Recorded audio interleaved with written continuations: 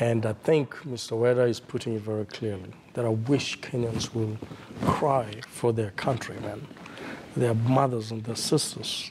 When you import, Kenyans are we talking about here? Because they're the same Kenyans being poisoned. You see, the irony of it all is when you import this sugar into this country, you're not going to tell your mama and your aunt in the village that you should not buy this sugar. You know it is contaminated for that reason. As much as Honorable Ingata might be running away from the responsibility that is duly assigned to the government and that is kept today, and saying we could have a better way to do it, that's for a later date. We are looking at now. And what is happening now is KEBS has been given the mandate to make sure that everything that gets into this country has standards that are approved by the government.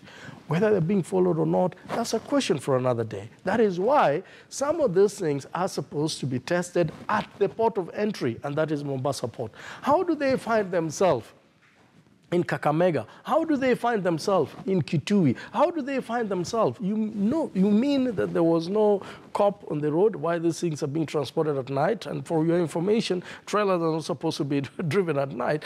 Does it mean that somebody never tested this thing at the port of entry? Does it mean that KEBS did not look at this thing? And if it didn't, then how did they leave the port without a certificate from KEBS? Nothing can come from outside this country and pass through the port without KEBS certification. And so what I'm saying is, when we have agencies that are supposed to look into the values and the properties that comes into this country and check them whether they're worth our standard, and they sleep with the cartels that are bringing the sugar. Sugar is not something that we are realizing today.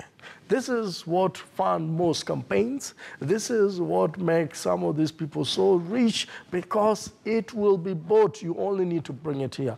I wish the government will come very hard on the importers of sugar, on the importers of cooking oil, on the importers of maize, and say, if it does not pass our test from the port of entry, it cannot find itself here. How do you want to do the damage control when people are already buying the sugars in their shops? And unfortunately, I think, well, we'll have to wind up because of time. I'll just give you 1 second to have your closing comments. Yes. Weda.